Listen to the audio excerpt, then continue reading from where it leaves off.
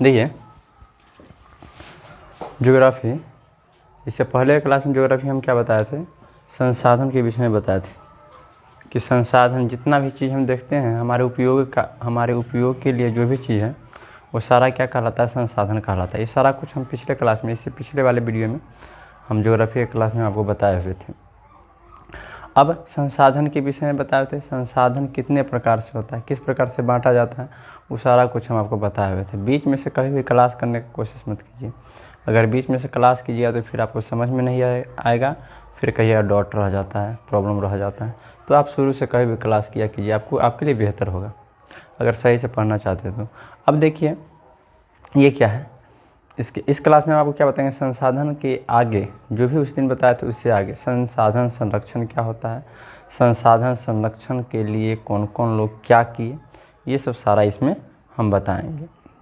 चलिए देखिए क्या है, भूगोल का है, भूगोल का दूसरा विषय, दूसरा भाग, दूसरा वीडियो है।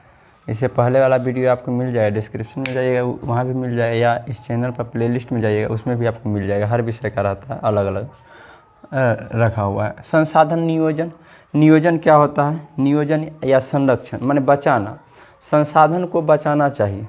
मानव को क्या करना चाहिए, संसाधन को बचाना चाहिए। हमारे जो भी चीज़ ज़रूरत का चीज़ है उसे क्या करना चाहिए, भविष्य में उपयोग करने के लिए हमें बचाना चाहिए। बात सही है, संसाधन को बचाने में ही फ़ायदा है। अगर मान लीजिए संसाधन को नहीं बचाएंगे तो हमारे भविष्य में जो हमारे वंशज आएंगे तो उसके लिए क्या होगा कि संसाधन कम मिलेगा, तो फिर दिक्कत है। मान लीजिए कि जल को हम बराबर उपयोग करते हैं, बर्बाद करते हैं, वेस्ट करते हैं, तो क्या होता है आने वाले समय में जल नहीं मिलेगा तो कितनी बड़ी समस्या उत्पन्न हो जाएगी। मान लीजिए आप ही को अगर जल नहीं मिलता है तो कितना बड़ा समस्या हो जाएगा।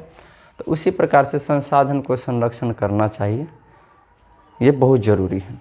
तो संसाधन संरक्षण होता क्या, आपको पूछेगा संसाधन संरक्षण क्या है, तो संसाधनों का विवेकपूर्ण उपयोग ही संसाधन नियोजन या संरक्षण कहलाता है।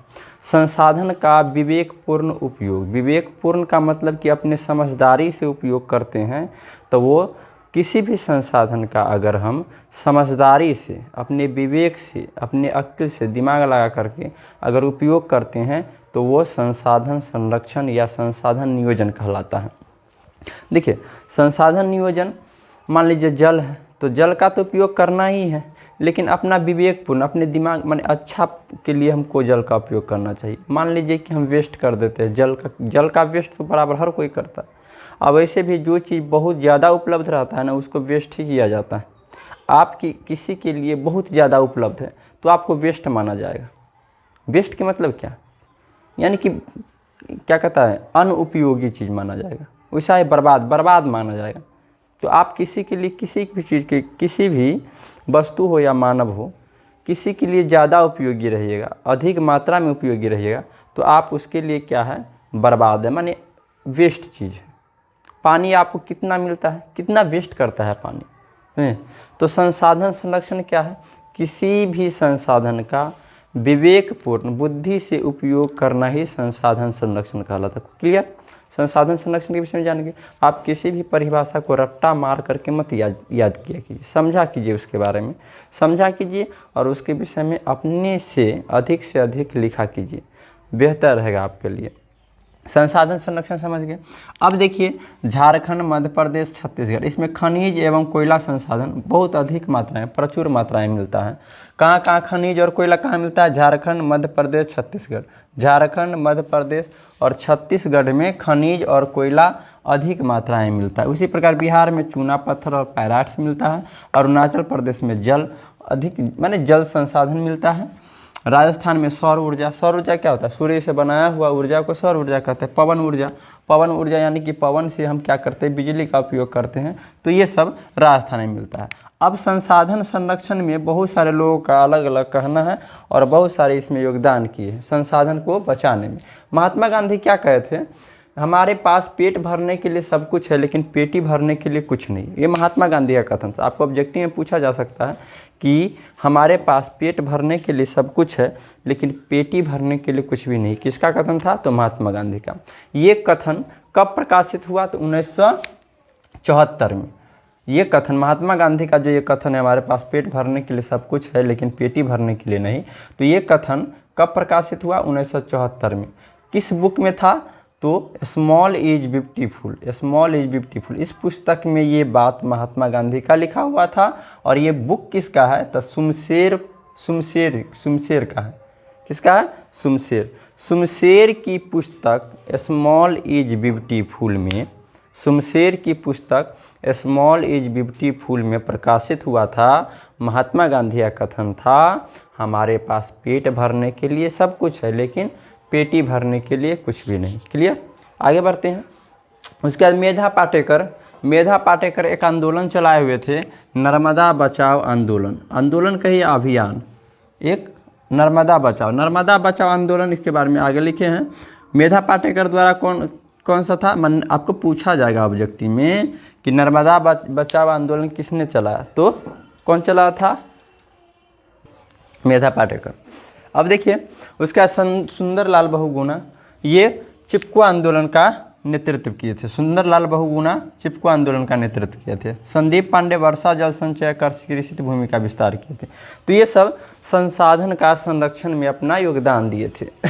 आपको पूछा जाएगा नर्मदा बचाओ आंदोलन किसने शुरू किया? तो मेधा पाटेकर। चिपको आंदोलन का नेतृत्व किसने किया? तो सुंदरलाल बहुगुणा। वर्षा जल संचय कर कृषि भूमि का विस्तार किसने किया? तो संदीप पांडे। देखिए ये आपको ऑब्जेक्टिव में बहुत सारा है, बहुत इंपॉर्टेंट है। चिपको आंदोलन सुंदरलाल बहुगुणा, मेधा पाटेकर नर्मदा बचाओ आंदोलन, ये दो कम से कम याद रखिए। नर्मदा बचाओ कौन? मेधा पाटेकर। चिपको आंदोलन सुंदरलाल बहुगुणा। 2 बार आप पढ़िएगा, बस आपको याद हो जाए। आंख बंद करके पढ़ा कीजिए, बहुत अच्छा रहेगा, समझे। आगे बढ़ते हैं। अब देख लेते हैं नर्मदा बचाओ आंदोलन और चिपको आंदोलन के बारे में। ये क्या था? देखिए नर्मदा बचाओ आंदोलन जो था ना, इसका नेतृत्व किया था 3 व्यक्ति था, मेधा पाटेकर, बाबा आमर्ट, अरुधंती राय। 3 व्यक्ति था, लेकिन सबसे ज़्यादा योगदान किसका था? मेधा पाटेकर। इसीलिए अगर हमको पूछता है कि नर्मदा बचाओ आंदोलन का नेतृत्व किसने किया था, तो हम किसका नाम लेते हैं? मेधा पाटेकर का। देखिए इसका कारण क्या था? नर्मदा नदी पर बांध का निर्माण। नर्मदा बचाओ आंदोलन का कारण क्या था? नर्मदा नदी पर बांध का निर्माण। देखिए आप चिपको आंदोलन के बारे में इस प्रकार से अगर लिखते हैं तो बहुत बेहतर रहेगा, और इस प्रकार से आप देखते हैं ना तो आपको याद भी बहुत जल्दी हो जाता है, देख करके ही एकदम आराम से। और मान लीजिए कहानी टाइप से लिखते हैं चिपको आंदोलन, नर्मदा बचाओ आंदोलन, और उसके बाद एकदम लिखते जाइए उसके बारे में बहुत सारा लंबा चौड़ा लिखिए, हाँ, तो फिर उतना क्या मतलब बनता है? आपको टॉपिक बाय टॉपिक इसमें से ऑब्जेक्टिव ही निकल जाएगा, और उसके बाद क्या होगा, आपको इसके सब्जेक्टिव के लिए भी हो जाएगा। अगर आपको पूछेगा नर्मदा बचाओ अभियान के विषय में लिखे, तो इस प्रकार से ऐसे लिख दीजिए, बहुत अच्छा है। अगर नहीं वैसे लिखना चाहते तो डैश दीजिए, इसमें डैश दे करके लिख सकते हैं। नर्मदा बचाओ अभियान का नेतृत्व मेधा पाटेकर, बाबा आमर्ट, अरुधंती राय ने किया, लेकिन सबसे अधिक योगदान मेधा पाटेकर था, इसीलिए हम मेधा पाटेकर का नाम लेते हैं। इसका महत्वपूर्ण कारण था नर्मदा नदी पर बांध का निर्माण। ये गुजरात, मध्य प्रदेश, महाराष्ट्र, इन राज्यों के भलाई के लिए ये बांध का निर्माण किया जा रहा था, जिसमें लोगों को बहुत हानि महसूस हुई। लोग सोचे कि अगर यहाँ पे बांध बन जाता है तो हम लोग क्या करते हैं, बेघर हो जाएंगे, इसके लिए सरकार हमें ज़मीन दे। बहुत सारा बात लिख सकते हैं इसमें, लेकिन आप समझ लीजिए इस बात को कि नर्मदा बचाओ अभियान था क्या। देखिए नर्मदा, आप आराम से सुनिए मेरा बात। नर्मदा बचाओ अभियान एक अभियान था जो क्या था, नर्मदा नदी पर बांध का निर्माण किया जाना था। बांध निर्माण करने से वहाँ गुजरात, मध्य प्रदेश, महाराष्ट्र, इन तीनों राज्य को लाभ बहुत होता। खेती करने के लिए जल मिल जाता, बहुत सारा लाभ होता। लेकिन बांध निर्माण के बाद वहाँ पर जब जल जमाव होता तो लोग बेघर हो जाते, बाढ़ आ जाता। बाढ़ आने के कारण क्या होता, लोग बेघर हो जाते। जैसे मान लीजिए हम बताते हैं वाटर बेज, इससे तो परिचित हुआ सब आदमी। वाटर बेज मान लीजिए आ रहा है, ऐसे मान लीजिए कि ये गांव सब बसा हुआ है, बात समझिए थोड़ा, गांव बसा हुआ है, यहाँ पे एक नदी जा रही है, तो वाटरवेज नदी को लेके इतना ही दूर तो नहीं चलेगा ना, ये नदी है, पानी जा रहा है इसमें, तो वाटरवेज इतना ही नदी के लेकर नहीं चलेगा, ये सब गांव है। वो क्या करता है वाटरवेज, ये लंबा सा नदी एक बनाता है, एक लंबा सा नदी बनाता है, और इस सभी में क्या होगा, पानी होगा, लेकिन इसके बाद इधर वाले लोगों को तो फ़ायदा ही होगा। अब ये लोग जो अंदर में पड़ जाते हैं, ये तो बाढ़ के समय तो बेघर हो जाएंगे, बेघर हो जाएंगे तो ये लोग जाएंगे कहाँ, इन लोगों को तो बहुत दिक्कत होगा। तो सरकार अभी भी कहती है कि आप क्या कीजिए, हम रुपया देते हैं, इस रुपया से आप दूसरा जगह बांध के बाहर ज़मीन ले लीजिए, घर बना लीजिए, देती है, अभी करती है वाटरवे जो होता है।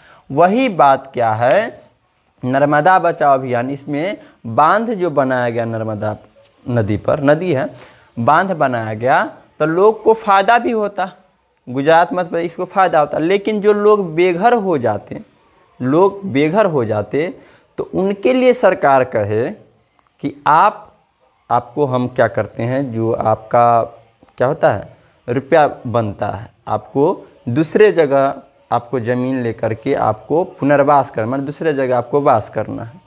लेकिन सरकार उनसे क्या की, छल कर ली और रुपया नहीं दी, रुपया नहीं दी और बांध बनाने चला आया। तो लोगों का कहना था कि आप क्या कीजिए, सरकार को कहा लोग कि आप क्या कीजिए, पहले हम लोगों को पुनर्वास कीजिए, माने कि हमको कहीं पे क्या कीजिए, ज़मीन दीजिए, रुपया दीजिए, माने जो भी मेरा हानि होने वाला, जो भी आप भरपाई करने का वादा किए हुए आप हमको दे दीजिए, उसके बाद हम वास हो जाएंगे, उसके बाद आप क्या कीजिए, वास होने के बाद आप बांध बनाइए, कोई दिक्कत नहीं है। लेकिन सरकार नहीं मानती थी, इसीलिए यह क्या हुआ, यह अभियान चलाया गया।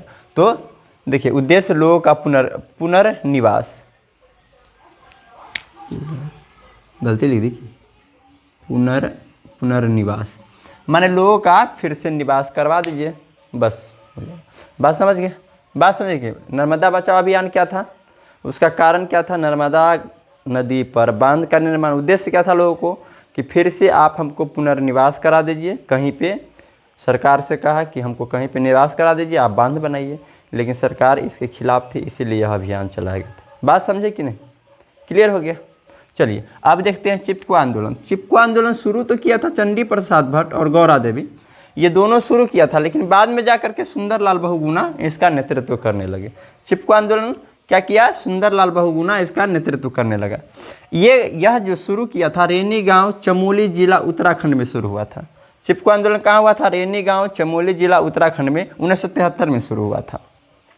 इसका उद्देश्य क्या था, लोग, सरकार क्या किया, वहाँ पर स्थित जंगलों को काटने का अभियान चला, जंगल को काटना था। लोग उस जंगल को, पेड़ को बचाने के लिए क्या करता था, जब ठेकेदार पेड़ को काटने आता था तो महिलाएं, इस आंदोलन में अधिकतर महिला भाग ली थी। महिलाएं क्या करती थी, पेड़ से चिपक जाती थी, इसीलिए इसका नाम चिपको आंदोलन। समझ गए, चिपको आंदोलन एक ऐसा आंदोलन है, इसमें जब ठेकेदार पेड़ को काटने आता था तो महिलाएं पेड़ की सुरक्षा के लिए पेड़ से चिपक जाती थी, इसीलिए इसका नाम चिपको आंदोलन। यह 1973 में कहा उत्तराखंड के चमोली जिला के रेनी गांव से शुरू हुआ था। बात समझ गया। अब देखिए इसका उद्देश्य क्या था, पेड़ की सुरक्षा के लिए महिलाएं पेड़ से चिपक जाती थी, पेड़ की सुरक्षा, इसका उद्देश्य क्या था, पेड़ की सुरक्षा, इसका उद्देश्य क्या था, पेड़ की सुरक्षा, इतना ही कह दीजिए हो जाएगा, पेड़ की सुरक्षा इसका उद्देश्य था। बात समझ गए। इससे आगे देखते हैं क्या था। अब देखिए क्या है, देखिए कुछ ऑब्जेक्टिव, आपका चैप्टर खत्म, कुछ ऑब्जेक्टिव हम आपको लिख दिए हैं। ये सब ऑब्जेक्टिव है। मानव एवं तकनीक की शोषणात्मक दोहन प्रवृत्ति डाकुओं की अर्थव्यवस्था कहा जाता है। मानव एवं तकनीक की शोषणात्मक दोहन प्रवृत्ति डाकुओं की अर्थव्यवस्था। मानव एवं तकनीक की शोषणात्मक, मानव जब किसी संसाधन का शोषण करता है तो ये डाकू की अर्थव्यवस्था, डाकू तो किसी प्रकार का शोषण करता है डाकू, इसीलिए ये इसे डाकुओं की अर्थव्यवस्था कहा जाता है। पर्यावरण संरक्षण हेतु सर्वप्रथम स्टॉकहोम में विश्व शिखर सम्मेलन 1972 में आयोजित किया गया। विश्व शिखर सम्मेलन सबसे पहले कहाँ आयोजित किया गया, तो स्टॉकहोम। अब कब किया गया, तो 1972 में। उसके बाद 5 जून को पर्यावरण, ऑब्जेक्टिव है 5 जून को पर्यावरण दिवस के रूप में मनाया जाता है हर वर्ष। पर्यावरण दिवस कब मनाया जाता है? तो 5 जून। पर्यावरण दिवस कब मनाया जाता है? 5 जून। ये बात आपको याद रखिएगा, पर्यावरण दिवस कब मनाया जाता है? 5 जून। प्रथम पृथ्वी सम्मेलन 1992 में ब्राज़ील में हुआ था, द्वितीय पृथ्वी सम्मेलन 1997 में न्यूयॉर्क में हुआ था, और तृतीय 2002 में जोहान्सबर्ग में हुआ था। ये ऑब्जेक्टिव है, आपको ध्यान रखना इसमें। अब देखिए आपका ये चैप्टर खत्म हो गया है। अब अभ्यास देखिए, अभ्यास में आपको क्या है, कुछ ऑब्जेक्टिव है, कुछ सब्जेक्टिव है। तो सारा ऑब्जेक्टिव सब्जेक्टिव तो अभ्यास का तो एनसीईआरटी बुक का तो हम बताएंगे ही। उसके बाद जो भी आपको एग्ज़ाम के लिए इम्पोर्टेंट होगा, जो अलग से होगा, जो मुझे लगेगा कि हाँ ये प्रश्न आपको पूछा जाएगा, तो उस प्रश्न को भी हम क्या करेंगे, बता देंगे। इसको आप हमेशा एक ही कॉपी में लिखिएगा, ताकि आपको बाद में जाके भविष्य में बहुत ज़्यादा काम ले। तो हमेशा इसको ध्यान दीजिएगा। अब देखिए इसमें क्या है, कोयला किस प्रकार का है? तो क्या है, कोयला क्या है, अनवीकरणीय। कोयला एक न एक दिन ऐसा आएगा कि कोयला क्या होगा, ख़त्म हो जाएगा। वो नया नहीं बन रहा है, कोयला क्या है, नया नहीं बन रहा है। वो हालांकि बन रहा है तो बहुत दिन लगेगा, थोड़ा सा कोयला बनने में बहुत दिन लगता है। पृथ्वी पर जितने भी जीव जंतु पेड़ पौधे होते हैं वो दबते हैं, दब के अंदर जाते हैं, अंदर बहुत सारी प्रक्रिया होती है, उसे लाखों करोड़ों वर्ष लग जाते हैं, उसके बाद कोयला का निर्माण होता है। तो कोयला को हम क्या कहेंगे, अनवीकरणीय। वो नया नहीं बनता। तो कोयला क्या है, अनवीकरणीय संसाधन है। सौर ऊर्जा, सौर ऊर्जा माने सूरज से प्राप्त ऊर्जा। सूरज से प्राप्त ऊर्जा क्या है, वो क्या है, नवीकरणीय है, नया बन रहा है ना, तो इसीलिए उसको पुनः पूर्ति योग्य है। इसमें नवीकरणीय है, इसीलिए पुनः पूर्ति योग्य है। मानवकृत क्या है, सौर ऊर्जा नहीं, सौर ऊर्जा मानवकृत नहीं है, उसे मानव नहीं बना सकता है। वह पुनः पूर्ति योग्य, फिर से पूर्ति हो जाता है। कितना सूर्य प्रकाश आप ले लीजिए, कोई दिक्कत नहीं है, वह पुनः प्राप्त हो जाता है। तट रेखा से कितनी किमी क्षेत्र तक अपवर्जक आर्थिक क्षेत्र, 200 मीटर। आप चैप्टर पर ही या चैप्टर में जितना कुछ बताए थे सारा ऑब्जेक्टिव हम लिखे हुए थे। डाकुओं की अर्थव्यवस्था का संबंध क्या है, संसाधनों के अनियोजित विध्वंस, यही बात है। तो इस प्रकार से आपका ये खत्म हो गया। अब इसमें देखिए बात समझिए थोड़ा, कुछ प्रश्न बचा हुआ है, प्रश्न उत्तर बचा हुआ है, उसको हम अगले क्लास में आपको प्रश्न उत्तर और जो ऑब्जेक्टिव, और हमें लगा कि यह ऑब्जेक्टिव आपको लिए क्या है, लाभदायक है, तो इस ऑब्जेक्टिव को हम आपको बता देंगे। आपको बशर्ते क्या करना है, एकदम ध्यान से पढ़ते जाना है, हर प्रश्न का उत्तर आपको मिलेगा। आपको एग्जाम में थोड़ा भी दिक्कत नहीं होगा, प्रश्न कहीं से पूछेगा आपको आएगा, बशर्ते आपको मेहनत से पढ़ना हो। ठीक है, इसके बाद हम क्या करते हैं, अगला क्लास में इसके बाद हम बताएंगे। तब तक के लिए जय हिंद।